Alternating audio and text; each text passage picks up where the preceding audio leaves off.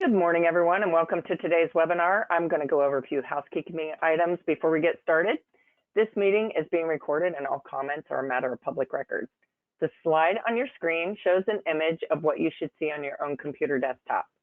You should see a control panel in the upper right corner of your screen. You're probably listening to us using your computer speaker system by default. If you would prefer to join over the phone, just click on the little white arrow next to the word audio in the control panel. And when the pane expands, select phone call and the dial-in information will be displayed. If you're experiencing issues with static, interference, or garbled speech, I suggest you try connecting using another method. In the handouts section, you will find a participant guide and a copy of today's presentation. You may submit questions or comments at any time by typing them into the questions pane of the control panel. These will be collected and addressed after the presentation. And now I would like to hand it over to Preeti Chowdhury. Thank you, Jackie. Just getting ahead of myself. First of all, welcome everyone. Thank you for joining this morning. We're very excited to provide a bit of an update and cover the next round of procurement under the National EV Infrastructure Program, Ohio's implementation of turnkey EV stations in accordance with this program. So I'll start by just real quick introducing myself. I'm Preeti Chowdhury. I lead Drive Ohio, which is the group within ODOT that's administering the NEVI program. We are implementing these stations and managing the rollout of this program for now and for the next at least 5 years. And on the call here, I'm joined by my team at Drive Ohio, which includes Julie Brogan and Santos Ramos. We also have consultant support from Garver Engineering with Mike Waskowitz and Megan Owen, and HNTB, who's supporting our planning efforts with Katie Zender and Scott Lowry. So this deep bench of good people is on the line here to help explain round 2, and we want to set aside some time for questions at the end as well. So I think just to set the stage for those who are on the call, we're going to start by giving a quick update on round 1, just a recap really, and the main intention with today is to cover our approach to round 2, which is the next round of procurement for this program. We'll cover kind of our approach to siting these stations and then spend most of our time walking through the request for proposals.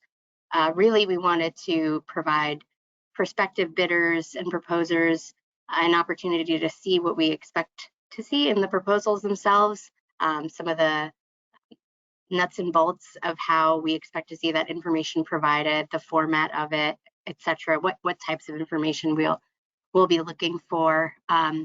We did post on our website a draft of the RFP, which you should have received in some sort of communication, but is also linked in this presentation. There are handouts available via GoToWebinar, so you can open up the handout and find that to walk through it with us as well. And then again, probably the last half of today's session will be reserved for you to ask questions, so please feel free to do that. With that, I will get started and really set the stage with our overall NEVI program goals. Our first goal is to plan this well. This is a years-long effort.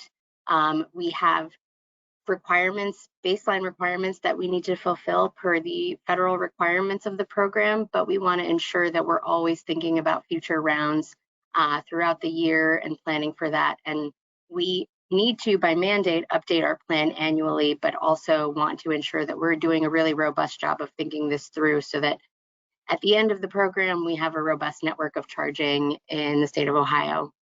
Another goal of ours is to work with industry partners with the private sector, including site hosts, vendors, and others, to develop turnkey EV stations. That is, of course, what these RFPs call for. That's what we're looking to accomplish.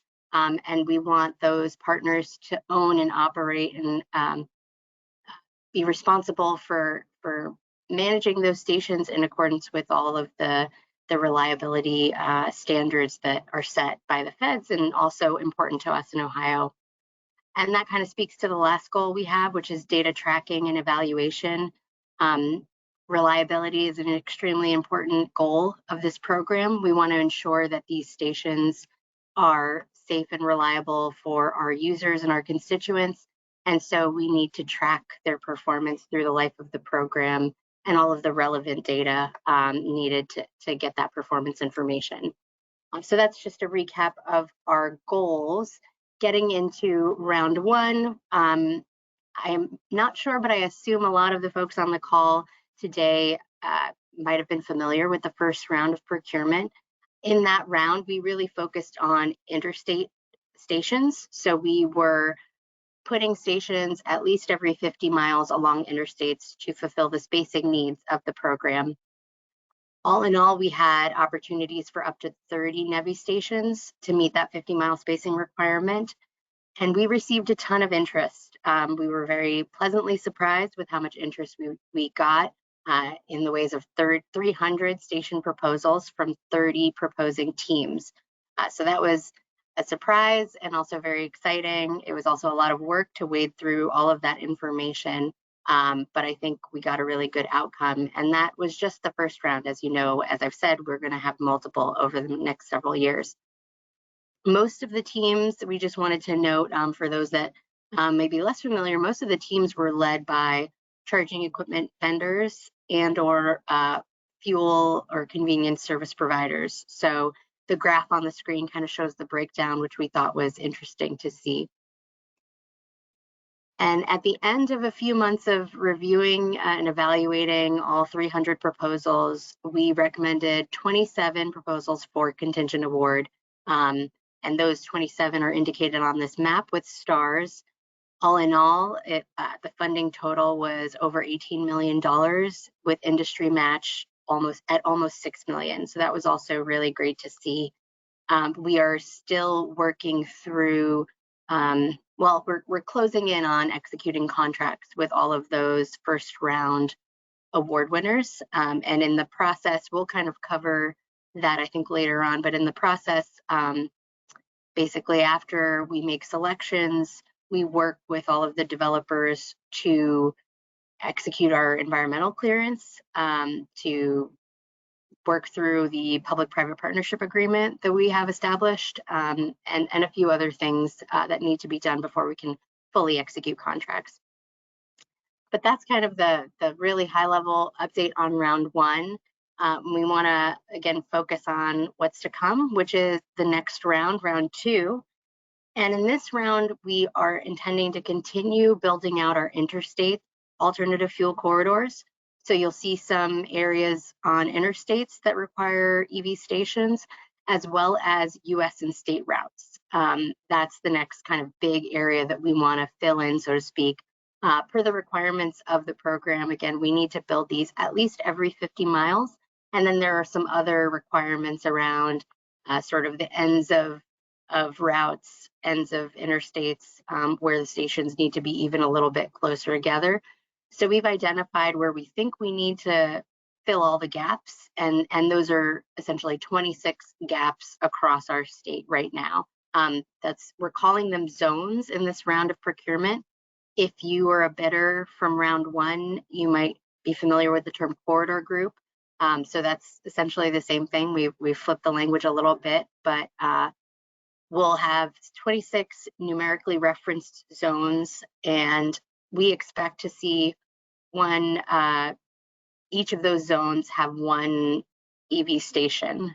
So for the bidders here, I will pull up the map that we have online. Just confirm that you can see it. Yep. So this is our interactive map online. This is lived in the early days of planning for this program. So if you're at all familiar, I hope that you're familiar with this map and where it lives. And essentially it is going to show you a lot more information than probably what I have right now. There are ways to toggle layers on and off, but I'm just going to zoom in on a zone as we're going to talk about that for quite a bit here. So Each zone is indicated by a certain color. So all of these green boxes or boundaries are part of the same zone. And again, we expect to see one station within this zone. So for the folks that are proposing, let me flip to, for the folks who are proposing, please propose one candidate site per zone and no more than that. That's a bit of a change from our first round where folks could propose more than one candidate station in a zone. We really would like you to put up your best, I guess, and propose one candidate station per zone. Now you can submit on any number of zones, so you can submit on all 26 if you would like, or you can submit on one. That's also a viable option, but we expect to see just your kind of best option within that zone as proposed. And at the end here, we just wanted to note that we need a specific location and address for each of those candidate stations that you propose. I think that's all I'm going to say on that. And now pull up the schedule here. So we intend to release this RFP on November 9th, which is just a couple of weeks away. Again, we have our draft RFP posted on Drive Ohio's website. I'll actually flash that really quickly, as this is a good resource for anyone. Again, if you're familiar with the program, I hope you've been to this website before. It's drive.ohio.gov/NEVI. It has a link to our deployment plan, which we, as I mentioned, update annually. Right now, it's got our draft RFP. It links you to our interactive map. And in the future, and we've done in the past, had some frequently asked questions. We intend to post additional questions, especially as we receive questions today. We'll add to this and continue adding information. So please monitor this website. But this website right now has the draft RFP. In the future, when the RFP is released on November 9th, it will be posted on a site called Bid Express, which we'll walk through in more depth in a minute. The RFP we expect to be posted for, I think it's about 11 weeks. The due date as it stands will be January 25th of 2024. We hope that that's enough time for all of the work that goes into these proposals. I know that it is not insignificant, so we want to work with the industry as best as possible and provide enough time to develop these responses. Once we receive the responses, we will do all of the evaluation work. In the first round, there was no shortage of work.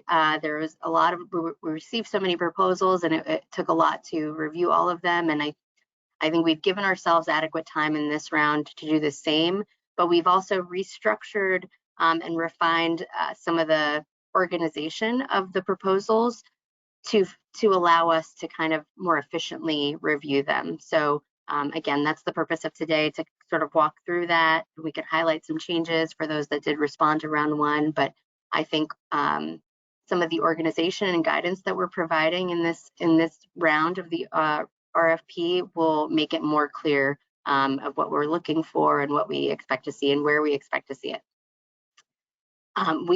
We hope that we'll be able to announce successful proposers by May of 2024, and then we'll begin contingent award activities. I mentioned in round one, we need to do environmental clearance, we need to finalize contracts, and there are some other elements that go along with that. So we'll initiate that work right away. And a conservative estimate for when we'd be able to provide notice to proceed on building the stations for round two is September of next year. So getting into more of the mechanics of this round of procurement, this solicitation will be managed through Bid Express. So again, when the RFP drops on November 9th, it won't be posted on Drive Ohio's website. We might be able to link to it, but it will live on bidexpress.com. and that's where you'll see the final RFP. There could be some changes from the draft, so we've watermarked our draft so that you're very clear that that's the draft version and you should refer to the final version when the time comes. We'll not only have the RFP posted on BidExpress, there will also be the draft P3 agreement template, which we didn't have available in the first round when we did procurement. So that's additional information for bidders to view and look at and consider as they're developing their proposals. We will receive any questions and inquiries on the RFP through BidExpress, and we are giving ample time, I think, for those questions. That inquiry period is until January 11th. So hopefully that's plenty of time to get your questions asked and answered, and we see good, well-informed proposals. So we'll have a bunch of templates, and I think I'll walk through this in future slides so I can kind of cover that. But just also keep in mind any addenda will be posted on BidExpress, so that's really your go-to spot. So this is a breakdown of the proposal sections and the sections that we need to see. Each of these sections noted has a form or a template that we will provide. Even in the case of the site schematics or the site maps, we'll have an example there as a reference. So hopefully we're giving you exactly what you need to respond, and you know exactly what we're looking for. Each of these sections or subsections, so the first is administrative information, second is technical proposal, kind of your general information on quals, experience, etc. The third is the technical proposal specific to each site. Each of those sections will be kind of one big PDF. Within that PDF, we'll have each of these forms that are referenced as like 1.1, 2.1, etc. And again, those forms, those templates will be provided for the most part in Microsoft Word. There's one Excel document that we'll provide to be filled out, and that's the price proposal. I should note, each of these has page limits. There's a max number of pages indicated on the end, or I guess not each, but most. We will not review pages beyond the established maximum, so please stay within those page limits. So we're going to roll through each section, and just on the screen is a snapshot of the forms. Again, in the draft RFP online, you get a little more, you get the full form, and once it's live, all of these will be downloadable, either Word or Excel documents on BidExpress. So in the administrative information, this is where we're looking for your general proposer information. This form and all of them are structured so that you can only add text in the fields that we've provided. So please adhere to that. And this really, I want to say that we're trying to be more prescriptive in this round and a little bit more limiting in where you can put in information so that we can review everything really efficiently and kind of compare apples to apples more quickly. And I think that will benefit all of us. So please provide information in the fields that are asked, and we hope we don't see any extra attachments, because again, we won't review them beyond the page limits. For the proposer organization and qualifications section, we expect to see information on your team, not only the partners that you're working with, like suppliers, contractors, but also the staff, the key staff that are part of your team, and the experience of those folks and those partners. Any yellow highlighted areas are unique on the form, and there are options here. So this is showing you the proposer team roles. There are options to add fields for as many team members as you need to indicate.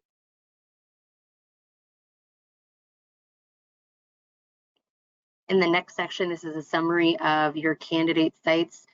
So again, this is an area where you could propose one candidate site for one zone, or you could be doing 26 for all 26 zones. Any and all of those are welcome. So you would just need to enter all of the information or the baseline information for the sites that you're proposing in this. And this just helps us to get organized and understand, you know, as your bidding team, how many sites are you proposing, so that we can kind of keep track of that. For the installation and experience summary, this is a little different from the last round as well. We're requesting up to 25 EV supply equipment installations completed within the last 5 years. So if you don't have 25 sites, that's okay. You can leave some of these cells blank. But if you have 25 or well over that, please prioritize DC fast charging installations, particularly those with high power output. For this program, we're looking for a minimum of 150 kilowatts. So that's really, that kind of experience would be stronger to show in this case. For the general program understanding and approach, this is where we want you to demonstrate your understanding of what you need to do to build these stations out. And we've provided a lot more specific information in the RFP. We've got questions that really should yield brief answers, but all of those questions sort of prompt you to describe your understanding and approach to how you would get these executed. I think that this will be helpful, and again, is quite different from the last round where it was a little bit more open-ended. I think now we're being a little more specific, and you know, we don't need a ton of write-up here. Brief responses are great as long as they respond to the questions asked. For each candidate site, we need to have this attachment 3.1 provided. And this gives us some general information on that specific site, not only where it is, but also what else is at the site, what amenities are there, other information on the site details. So we need one of these documents for each candidate site that you're proposing. Again, that could be 1 or could be 26. If you have 26, we'll need 26 versions of this attachment. Some of these forms have drop-down boxes, others require text. Hopefully that's all very clear once you open up the documents. There are no character limits to the boxes, but keep in mind, as with the last section that I described, there are page limits for all of these, so we don't need a long, lengthy write-up. We just need the questions, you know, most directly answered. So we are requiring a couple of maps, which we did in the last round as well. There are more detailed instructions found in the RFP. We expect to see these maps as PDFs. The candidate site map that we're showing on the screen, this is an example which we're providing in the RFP. And in a nutshell, we want to see the construction limits, your point of connection to existing utilities, and site entry and egress. So I think for site entry and egress, traffic pattern arrows would be helpful, especially if there's one-way access on the street adjacent to the site. But that's in a nutshell what we're looking for in the site map. We're also requesting a site schematic. And again, details on the requirements of this are in the RFP, but this is an example. And this gives a bit of a smaller scale. So we're zoomed in a little bit closer, so we expect a little bit more detail. And in this schematic, we're looking to see the charging stalls indicated, including your ADA spaces, where the charging the EVSE will be, what the striping changes might be, any other overhead lighting should be noted, security features, things like that could be indicated on the schematic. For the price proposal, we've developed one Excel document that'll be used for your pricing for as many stations as you're proposing. So in this Excel document, you'll see these quick links. This is on the first tab of the sheet, and you can click each of these zone links, and it'll take you to a different tab and complete the tab for the zone that you're bidding on. And then this single file will be submit to us. There is, let's see, I'll scroll to the next page. These are the components of the price proposal. So I'll highlight a few differences. Part 1, as shown, is the initial utility estimate. This, I think we just want to say that we understand that this is initial. We expect this utility estimate to be refined, and I think it's probably most realistic that that refinement happen for folks that are contingently awarded. So final utility infrastructure estimates could be developed upon receiving awards. So this utility estimate should be your best guess, but we are separating it out, which is a little bit different than what we did in the first round. So it won't be part of the committed proposer pricing that is scored. That committed proposer pricing is kind of outlined here. We've got just high-level buckets for you to indicate cost for, including property acquisition, design and permitting, site prep, the hardware, and then the O&M. And then in part 3, this is where you tell us the subsidy amount that you expect ODOT to provide. So per the program, we need at least a 20% match to be provided by the private industry. In some cases, you can provide more of that match. So however you're crafting the proposal, in the subsidy amount, please include whether it's the 80% or 70% or 60% that you're asking ODOT to provide. That's what we want to see in that part. And then I think this is where I'll kick it over to Mike Waskowitz to start describing a little bit more about the proposal submission mechanics in BidExpress. Thanks, Preeti. So as Preeti mentioned earlier, we are going to be using the BidExpress platform to get proposals in. So the proposal process will be a little bit different than it was in round 1, but we actually think the functionality can help us a little bit here.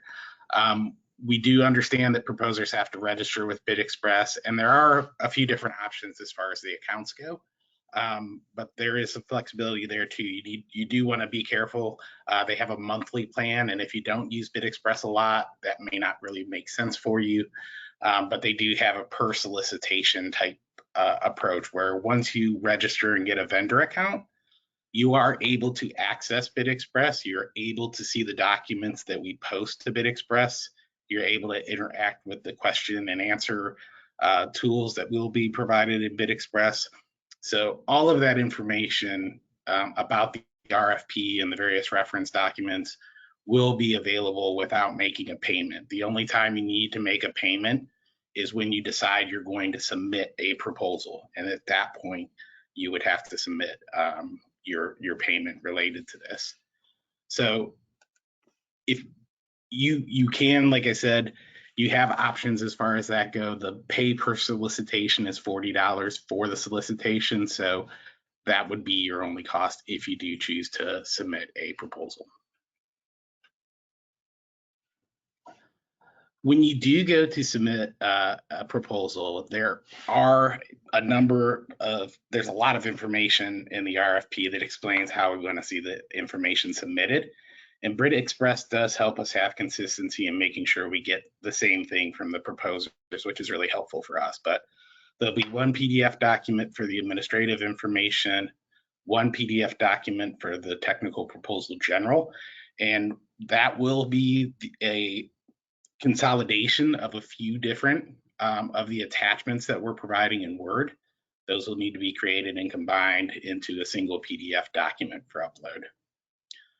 Additionally, there'll be the candidate site. So again, each candidate site should have a unique PDF, and you can have up to 26 of those. But if you have more than 26 PDFs for your candidate site, you've done something wrong. So we want to make sure that you stay on one PDF document for each of those. And again, those are going to be consolidated too. So your site maps, those are going to be incorporated in there, and the schematic, those will be incorporated as well. And finally, as Preeti mentioned a moment ago, there is one Excel file. Please make sure that you do submit the Excel file as opposed to just submitting a PDF of the cost estimates.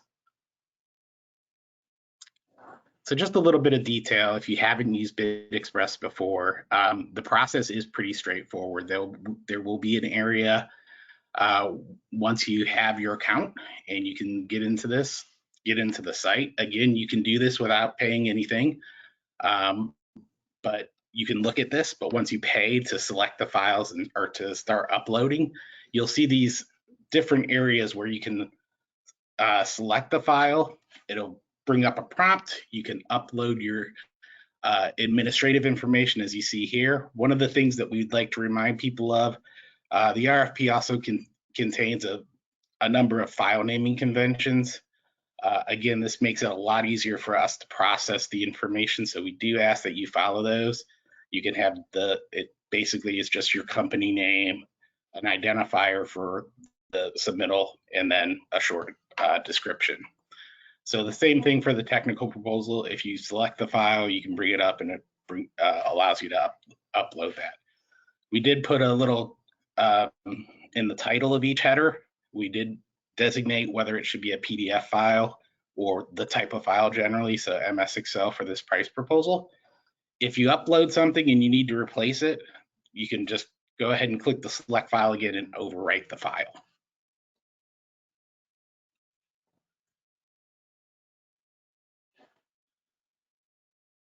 So you have to submit a candidate site in at least one zone. Obviously, if you submit something and you don't actually have a candidate site, the proposal doesn't really have anything for us to evaluate and award. So we need at least one zone. But if you do have multiple zones, as Preeti mentioned, that is definitely not a problem. You just need to make sure that you're putting your files in the right location. It will show you in just a minute, but there will be a section for each zone. And we'd like you to put, if you're submitting on zone 20, find the box for zone 20 and drop your file, select your file there and put it in. If you're not submitting a candidate site for a zone, there is a checkbox that you have to check. If you don't check that box, you'll end up in a situation where you won't be able to submit your bid. So I'll show you an example of that in just a minute, but I wanted to mention that there are some nice tools here in BidXpress if you haven't used it before. One thing you want to make sure you do is you save your draft as you go so that you don't lose your information, but also you can click the check bid button that's highlighted there, and that will basically, if you are missing something, it'll scroll you down and identify exactly what it is that you're missing. It'll highlight it in red. And if you're missing multiple things, you'll be able to track each of those as well.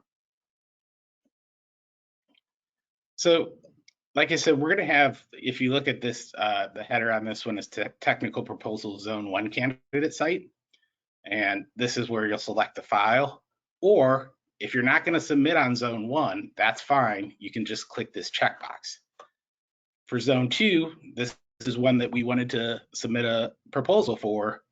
So we went ahead and selected the file, uploaded the file, and when we get to the end, we need to, for each zone, either check that box or upload a file specific to that zone. And that will allow you, once you upload all the other administrative information and general technical proposals, allow you to submit the bid. I will say, as you go through the process, I wouldn't wait until 5 minutes before the bid is due to start uploading files. Again, you can save drafts in BidXpress, so you should be able to be prepared to submit your proposal on time.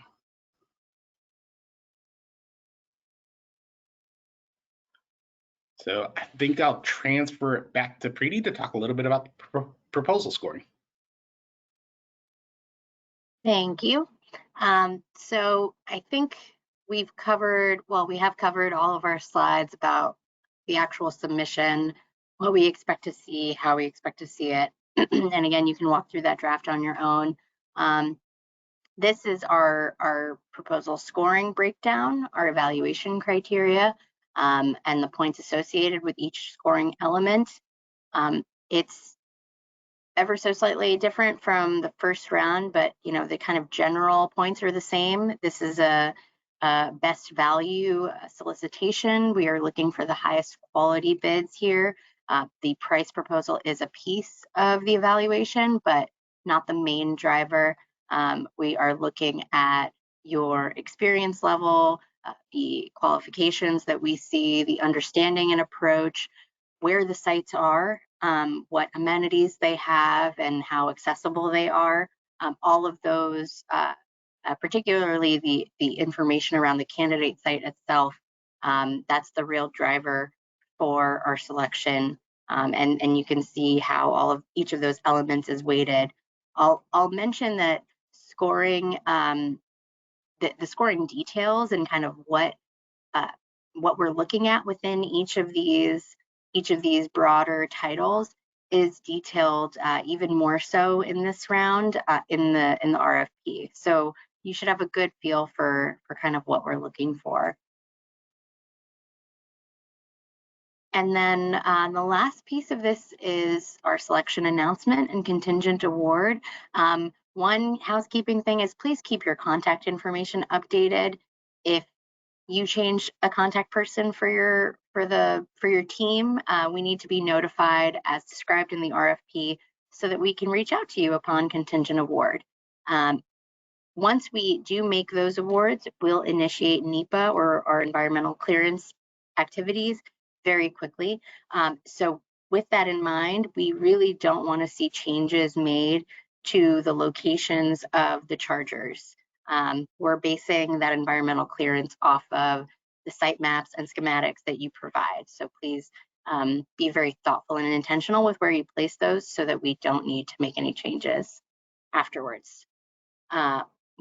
This is also a kind of a change from the first round. We are requiring that you engage with and coordinate with utilities within 10 days after receiving contingent award notification. So if you're selected, please reach out to utilities and start the process of coordinating the final price on bringing utility to your station and just get the planning process rolling.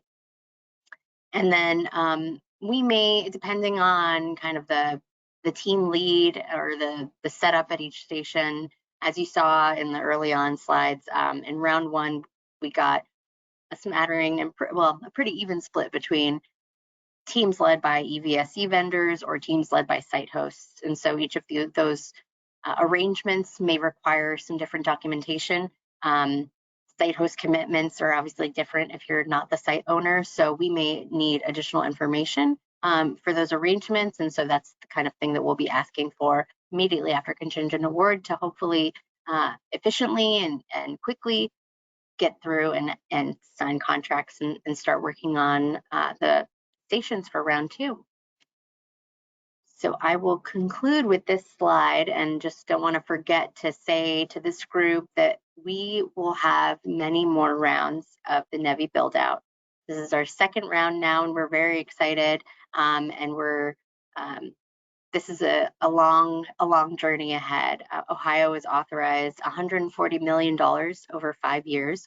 So we're spending close to $20 million in our first round.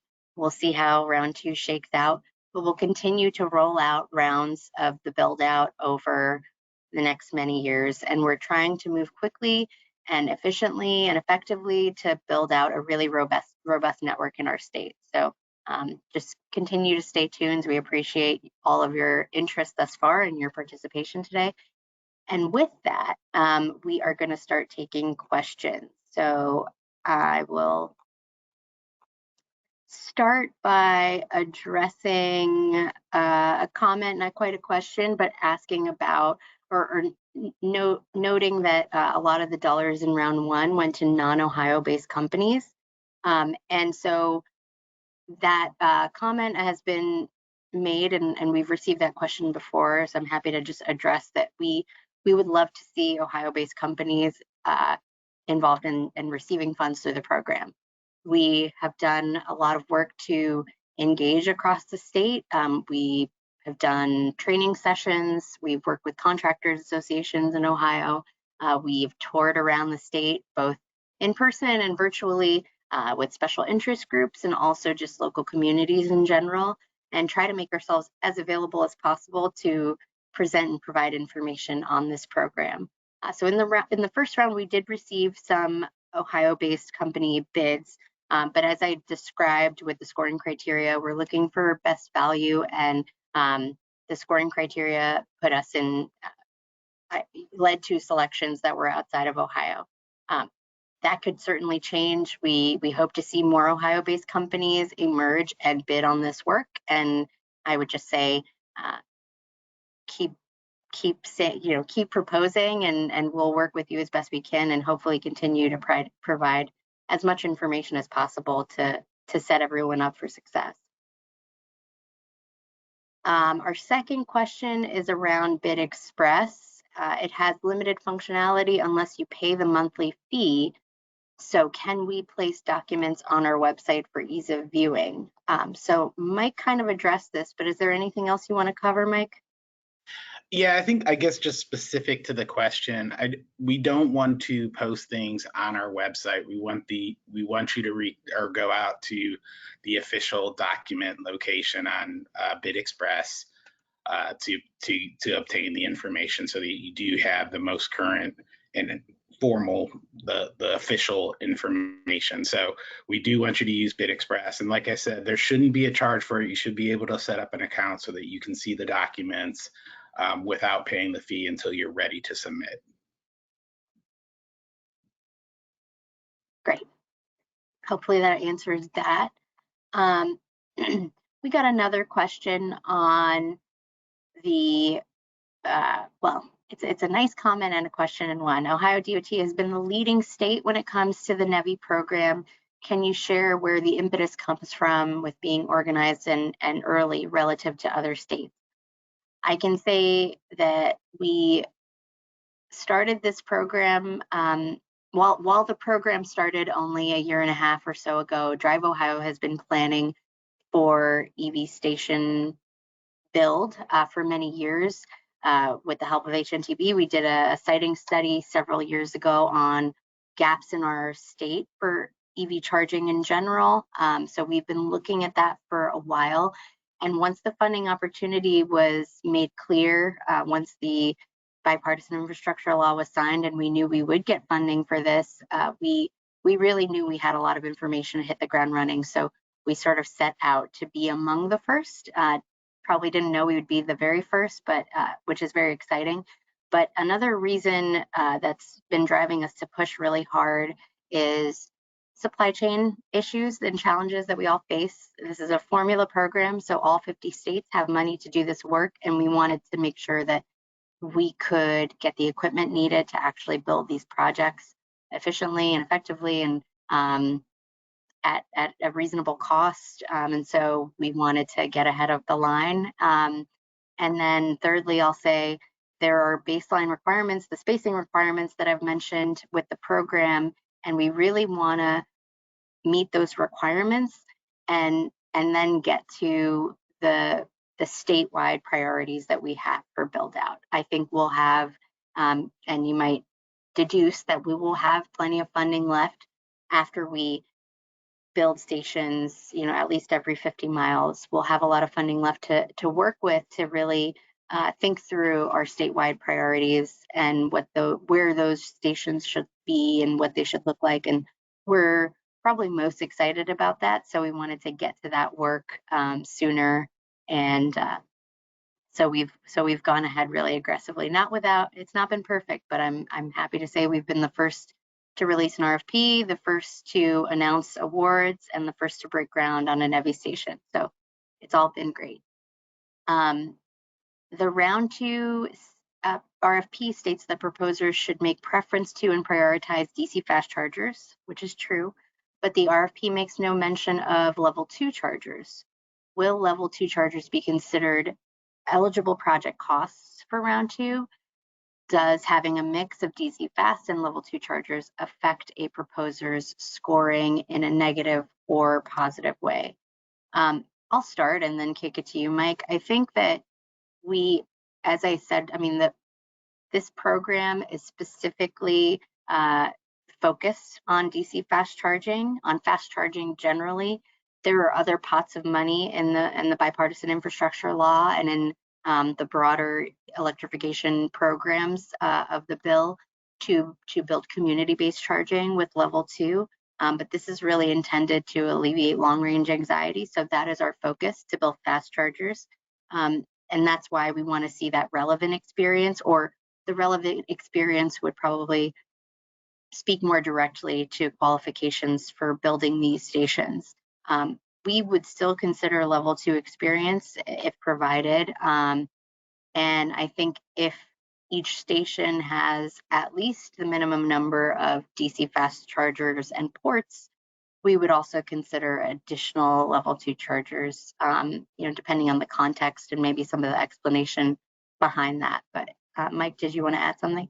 Yeah, well, I just wanted to mention that, when we're looking at experience, all of the experience is considered, and, having level 2 experience, obviously in combination with DCFC would be better, but we do look at the experience generally. So I think it's good to understand all of the experience that you might have as a proposer. Agreed. The next question is, can you speak to what qualifies as equity, diversity, and inclusion enhancements? So Mike, I'll let you answer that as well. Yeah, there is some information in the RFP. And again, we tried to be a little bit more specific in the RFP as far as what we were looking for on these items. But in attachment 3-1, there are some specific questions. If you go to those, you'll be able to kind of get a better view of that. But a lot of it has to do with where the site is located, if it's in certain census tracts. There's also consideration given to if firms have identified DBE firms that they will involve in the process in the construction, if they've identified them and described their roles and how they will interact.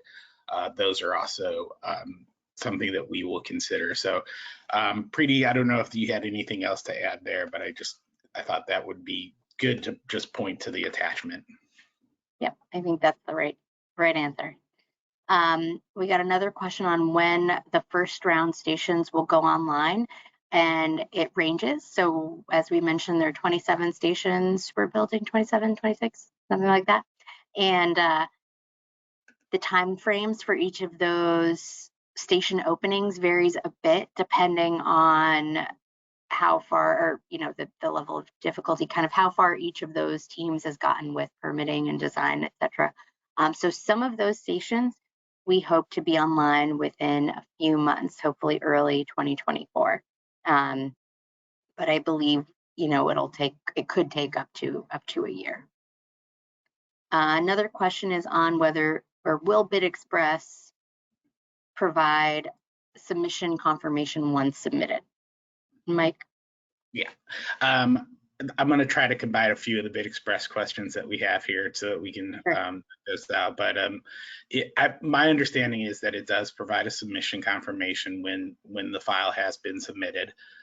You also get various notifications related to if you submit a question, it notifies you that the question has been submitted and is under consideration. So the system will notify the person who has set up the account and has access to that.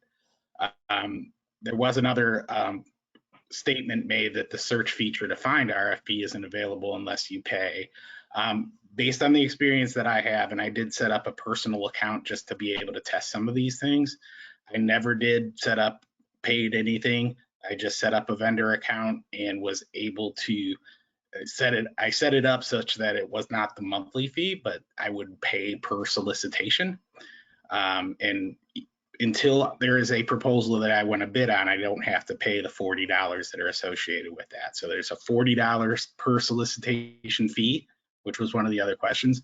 But if you set up your account and say that's how you're going to do it, you don't have to pay anything, and you're able to search the various RFPs that are on the site. So please try to give it a try. I do think you'll be able to find the various documents. We got a question on whether we plan to require NACS connectors in addition to CCS.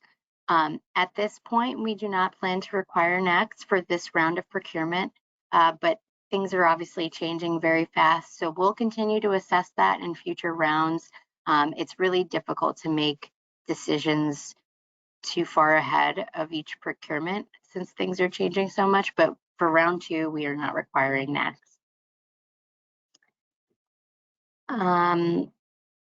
Let's see, we got a question on whether it's possible to participate or propose for only the EV charging equipment and not installation.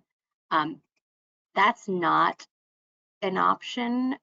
We are expecting turnkey EV charging stations, so that would include the station, the construction, the design, construction, operation, and maintenance of each station, which of course includes the equipment, but is not limited to that. And I pulled up our website because we have a page, which I will try to find right now, that has a listing of folks that are, here it is, our EV infrastructure partner directory. So we can provide this link. We'll do a follow-up email to all the folks that registered for this webinar with some links to some of the information we talked through today, and then additional information like answers to these questions. But this partner directory gives you a list of organizations that have volunteered to list themselves here as interested folks that may want to bid on this work. So if you are one element of a team and you'd like to form a partnership to be able to submit on a turnkey EV station, this would be your first stop to find prospective partners. Let's see. Is this work Davis-Bacon or Ohio State prevailing wage? Mike, could you take that? Yeah, so the answer is yes. And I think one of the other things to just note is the NEVI program does require you to follow all federal requirements. 1237 is attached. The only element of the 1237 that isn't really addressed is DBE. DBE is not a part of, does not apply to the NEVI program, just a unique situation as far as how it was structured and how it was written into the code. But ultimately, you will be required to follow those federal requirements, including Davis-Bacon.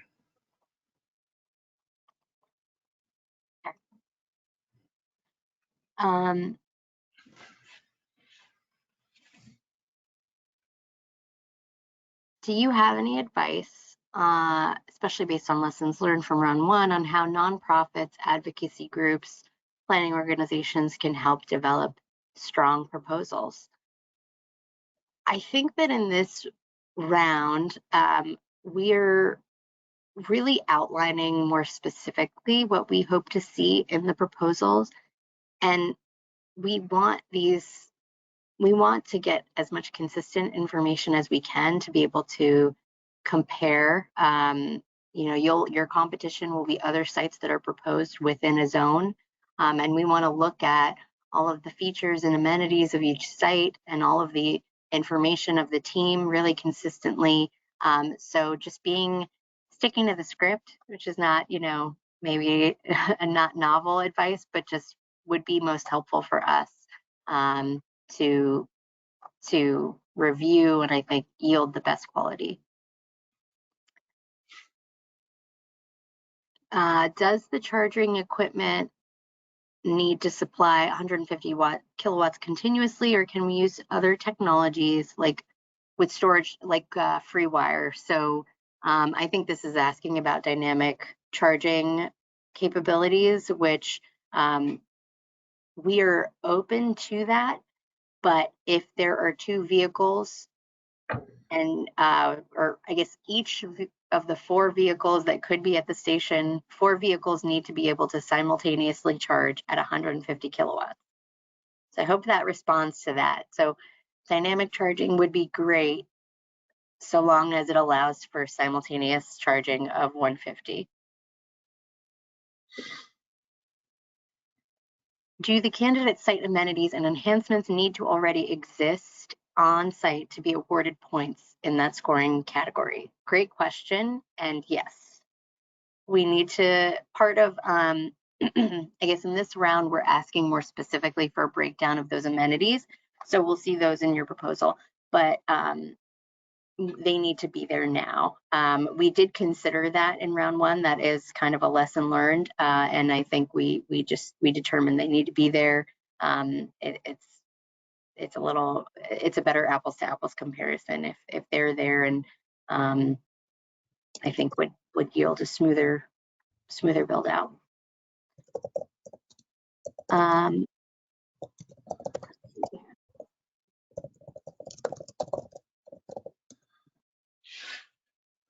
The timeline, there's a timeline question on whether how much timeline will affect scoring. Essentially, the time to build is not in the scoring rubric, but a decrease in timeline, a shorter build could have an increase in cost. Do we have a preference? I think that's an interesting question. We do want these installed soon. That said, we'd want to understand what the drivers are for a timeline that could be accelerated. And I think we're willing to consider if it's a really significant kind of a change in cost to build these faster, we would consider maybe a different option. But I at this point, we'd like to see them built sooner. We will provide a link to that partner sign up page that I flashed on the screen. We could do that as a follow-up and maybe in the chat as well if someone from the team could do that.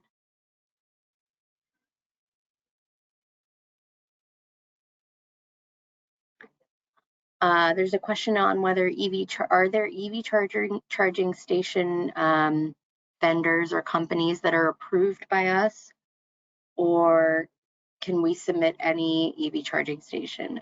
We do not have at this point a list of sort of pre-qualified EV charging vendors for this program. So we just want to make sure whomever is whatever equipment is proposed, so whatever supplier you have is responsive to the requirements of the program. Specifically, there are lots of, there's Buy America and a whole host of other requirements in the program. So as long as they can meet those requirements, we'd be willing to accept.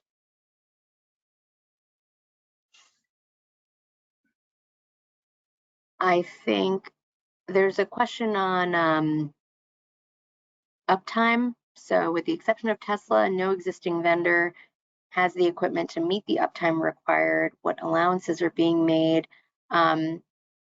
We are requiring the uptime that is, or we're passing along the uptime requirements from the NEVI program, which are 97% reliability, and there's a lot more information and detail on those kind of exact formulas and numbers. So there are not any allowances made on that. That's a core requirement of the federal dollars.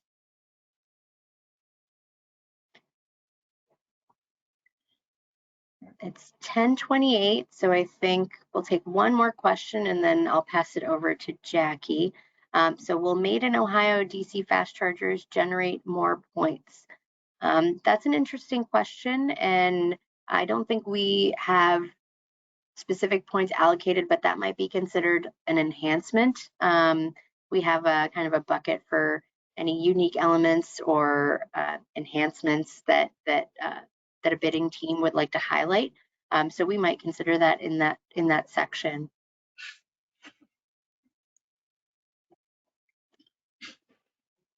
And with that, I will pass it on. Thank you all for dialing in, for asking questions. We will try to summarize the questions and our responses and elaborate on responses where we had to kind of speak quickly here in a document that we post on our website. Again, we will share links to all of the information from this webinar in a follow-up email. And thank you all for your engagement. We look forward to to rolling out round 2 and future rounds. And I'll kick it over to Jackie. Okay, thank you everyone for attending today's webinar. If you have any other questions, please email NEVI at drive.ohio.gov.